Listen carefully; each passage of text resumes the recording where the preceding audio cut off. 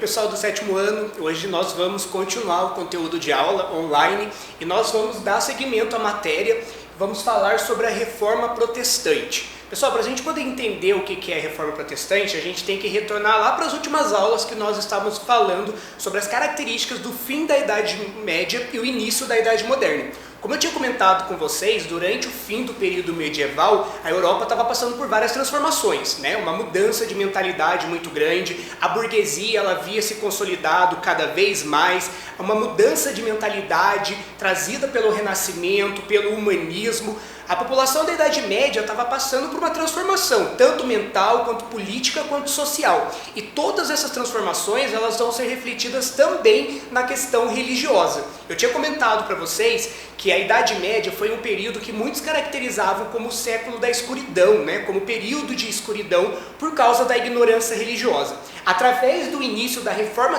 Protestante, a população da Europa da Idade Média vai começar a questionar os abusos da religião oficial, que na época era o catolicismo. Durante esse período, a população que vai passar pela crise do sistema feudal vai começar a questionar toda a sua organização social, vai também começar a questionar os abusos da Igreja Católica, especialmente do alto clero, né? Então, o que a população vai questionar nesse período? Vai começar a questionar a Igreja Católica, a crítica aos impostos abusivos, principalmente em relação ao dízimo, a obrigatoriedade da população de ir à igreja, aquele medo do inferno. A população naquele período estava tendo muito mais medo de Deus do que necessariamente a adoração. E alguns membros do alto clero estavam se aproveitando desse medo e dessa devoção quase que fanática da população. Começa uma crítica muito grande, principalmente aos membros do alto clero em relação aos gastos excessivos da Igreja Católica. Enquanto a Igreja Católica recolhia muito imposto da população, a população mais pobre, os servos, né, os camponeses, os pequenos burgueses, estão vivendo em condições bem complicadas. Eles têm que pagar muitos impostos, além do senhor feudal ou do rei, para a igreja, e a igreja não repassava esse dinheiro e vivia numa situação de extremo luxo. Enquanto a população estava passando fome nas áreas rurais, o alto clero estava vivendo uma vida de muita riqueza, de muito luxo, principalmente em Roma, com muito ouro, com muita cobrança de impostos abusivos.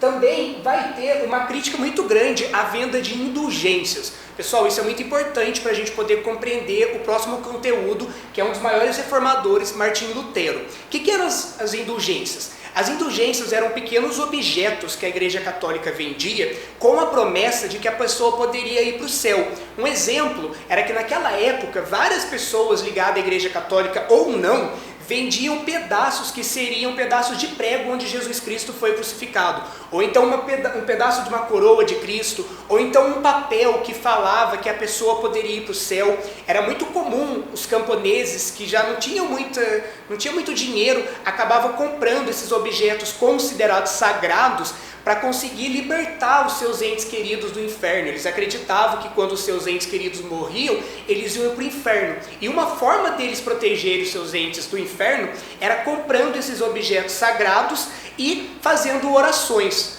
Com o passar do tempo, vão surgir alguns religiosos e alguns críticos que vão questionar essas ideias da Igreja Católica. O principal deles vai ser Martinho Lutero. Martinho Lutero, ele foi um membro da Igreja Católica, ele viajou até Roma, conheceu muitos membros do alto clero e ele viu essa hipocrisia de enquanto um lado da Igreja Católica tinha muito dinheiro, o outro lado da população vivia na miséria. Enquanto papas e cardeais estavam vivendo uma vida de muito luxo, os padres, os monges das pequenas paróquias estavam tendo contato com a população muito pobre e estava percebendo essa desigualdade. Então ele vai passar a criticar os excessos da Igreja Católica, não somente em relação às indulgências, esses objetos sagrados. Ele também vai criticar que a Igreja Católica pregava o celibato.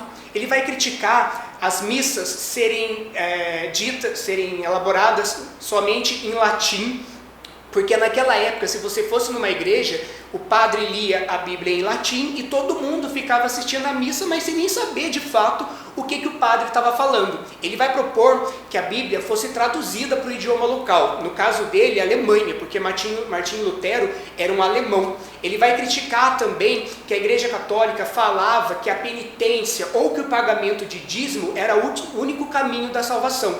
Ele afirmava que não era através do pagamento do dízimo ou de sacrifícios, de sacrilégios, que a pessoa seria perdoada pelos seus pecados. Ele afirmava que para uma pessoa ser perdoada pelo pecado, bastava ela se arrepender do que ela fez, procurar Deus, mas não somente na questão econômica, e sim por uma questão de fé. Por que recebe esse nome de Reforma Protestante? Porque Martinho Lutero, junto com outros dois nomes importantes que a gente vai falar na próxima aula, que é João Calvino e Henrique VIII, eles protestavam contra a religião oficial católica, protestavam contra as injustiças da Igreja Católica.